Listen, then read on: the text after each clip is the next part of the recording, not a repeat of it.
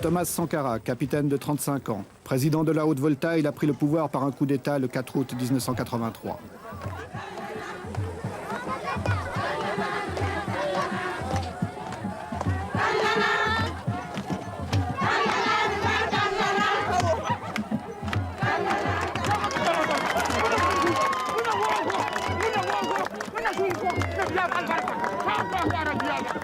C'est parmi les couches les plus pauvres de la population qu'il compte ses plus chauds partisans.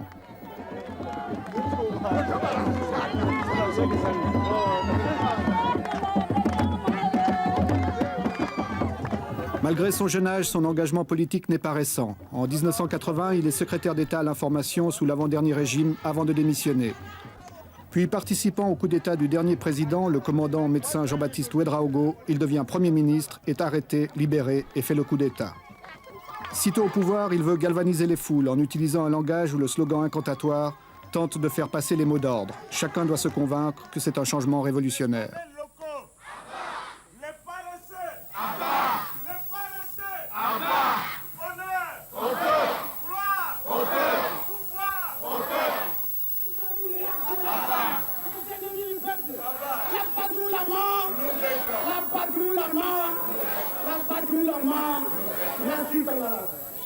À Pau, les gens sont venus très nombreux pour lui apporter leur soutien.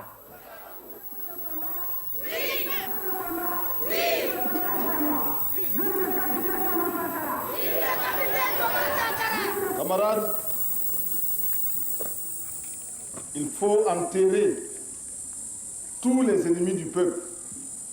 Il faut enterrer tous les défauts qui empêchent le peuple de se libérer, qui empêchent le peuple de construire son bonheur.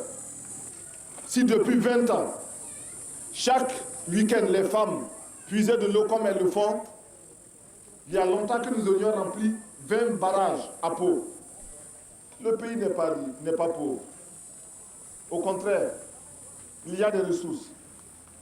En vous mettant au travail pour construire ces 20 villas, en vous mettant à la tâche, vous avez décidé de vous prouver à vous-même que vous êtes capable de transformer la réalité de cette ville de Pau. En effet, vous pouvez la transformer, cette réalité. Mais pour cela, il faut bannir de vos rangs les paresseux. Ceux qui ne veulent pas travailler. Il faut bannir de vos rangs les féodaux, les équilibristes. Ceux qui croient que ce chantier est pour eux l'occasion de devenir de petits patrons pour les élections futures. Tous ces gens, tout cela, il faut les mettre de côté.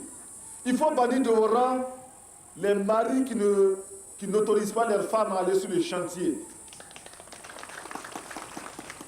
Camarades, les mauvais maris, les paresseux, les voleurs, les maris réactionnaires, les petits patrons, les grands patrons, les détourneurs de fonds, les voleurs,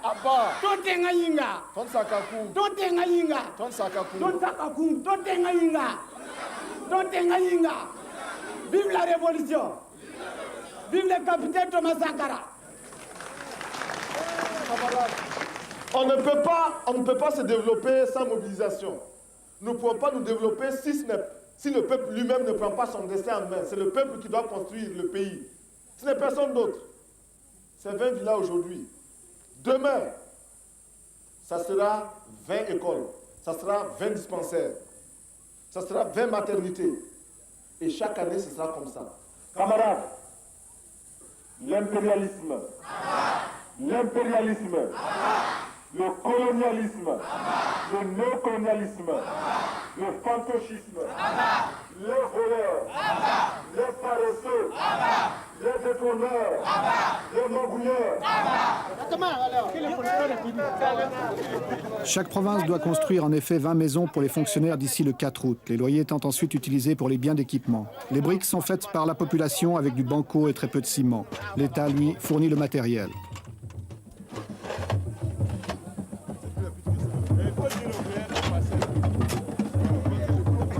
Moi, j'ai fait ça.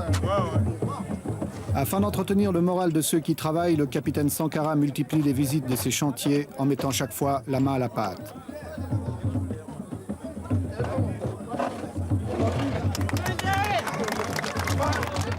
Il aime à montrer l'exemple, il affectionne les gestes symboliques. Il est en train de se créer un personnage à la fois séducteur et menaçant. Son style, son souci du moindre détail, son attention à chaque chose, son engagement étonne et lui attire un certain nombre de sympathies. Il ne faut pas que ça piétine, quoi. L'approvisionnement doit être rapide. Maintenant, il faut penser à la toiture. Voilà, déjà. Il faut déjà penser à la toiture. Vaut mieux qu'ils aient leurs matériaux ici. Bon, n'oubliez pas de créer beaucoup d'espaces verts. Surtout le long de la route, là. Beaucoup d'espaces verts, des fleurs, des petits bancs. Si vous êtes ici, faites des petits bancs en béton, là. Des bancs publics. À la tête des chantiers du 4 août, il a mis des gens considérés comme peu favorables à son régime. Ceux-ci sont ainsi mis à l'épreuve. C'est une dernière chance qui leur est offerte de s'intégrer. Le chef de chantier, c'est le camarade Traoré. C'est un ingénieur agronome, c'est ça, hein? Oui, c'est ça. Bon, alors un ingénieur agronome qui est mis sur ce chantier-là pour participer activement, concrètement à la révolution. Pourquoi est-ce qu'on l'a choisi, lui? Mais comme la révolution n'exclut personne, mais donne à chacun la possibilité de se faire ou de se refaire, eh bien, lui est envoyé sur ce chantier-là. Mais voilà, il vit en parfaite harmonie avec le peuple militant de Pau, qui l'accepte, qui le suit et qui exécute ses mots d'ordre, preuve qu'il intègre correctement la révolution et c'est effectivement un camarade. Monsieur le Président, est-ce que vous pensez que cet enthousiasme va durer longtemps? Aussi longtemps que les populations commencent à se convaincre et à percevoir qu'elles-mêmes peuvent transformer leur situation et peuvent améliorer leurs conditions.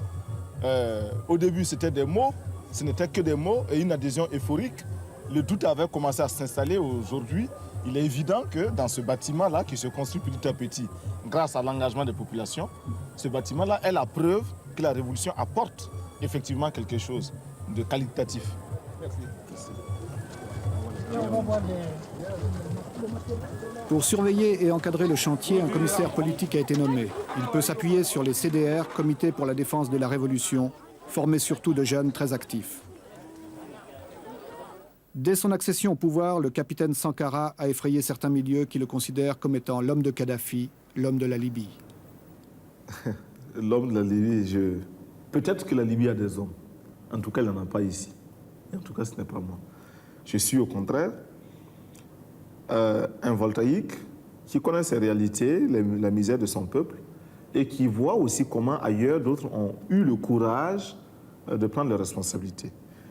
Nous n'avons pas honte de dire que nous traitons avec Kadhafi, nous n'avons pas honte de dire qu'à certains moments, il nous a aidés à notre demande, et quand certaines de ces aides ne nous convenaient pas, nous le lui avons dit. Mais de là à dire que nous sommes influencés par Kadhafi, c'est absolument faux. Absolument faux parce que nous ne faisons pas ici ce que fait la Libye. D'abord, Lord Volta n'est pas la Libye. Ensuite, moi, je ne suis pas Kadhafi. Les voltaïques ne sont pas libyens. Cela est très important. Nos positions n'ont pas toujours plu. Mais nous voilà nous connaissons un dilemme. Soit taire nos positions que nous considérons comme vraies, donc taire la vérité. La vérité, c'est ce que chacun de nous a sa vérité, bien sûr. Nous n'avons pas la vérité absolue. Donc, consciemment mentir pour bénéficier des grâces de ceux qui peuvent nous aider ou de nos partenaires qui sont délicats et puissants. Ou alors leur dire la vérité dans la conviction, dans l'intime conviction que nous rendons service à notre peuple et à tout autre peuple. Aux Nations Unies, nous sommes membres du Conseil de sécurité des Nations Unies. Nous recevons aujourd'hui des pressions multiples, multiformes pour orienter nos votes, pour orienter nos prises de position aux Nations Unies. Pouvons-nous nous taire lorsque l'on agresse un pays parce qu'il est petit? Pouvons-nous nous taire lorsque l'on envahit un autre pays? Nous estimons que si nous sommes aux Nations Unies et au Conseil de sécurité, et si nous n'y sommes pas simplement pour compléter les effectifs et pour la foire, nous devons avoir le courage de dire au nom des peuples qui nous ont fait confiance, car il s'agit de vote, et la Haute-Volta a eu plus de 104 pays qui l'ont élu, nous devons représenter leurs intérêts.